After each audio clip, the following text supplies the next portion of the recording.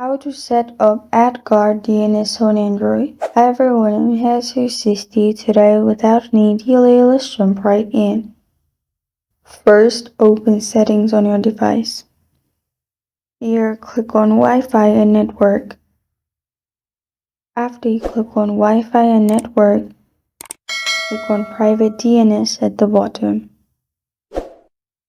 Now, select Private DNS Provider Host Name and type in dns.adguard.com. You can also add dns.adguard-dns.com, or another one is dns.adguard.com, which is already I have added. Another last one is family.adguard-dns.com. This works the best, which is dns.adguard.com. So select private DNS provider hostname and then add this dns.adguard.com and press on save.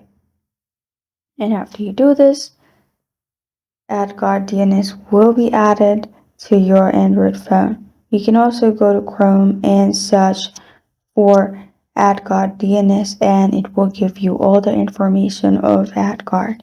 And this is how to set up AdGuard DNS on Android. Thank you for joining me today. If this video helps you out, please leave a like and subscribe for more. Got a question or want to suggest a topic? Comment below. Thank you for watching.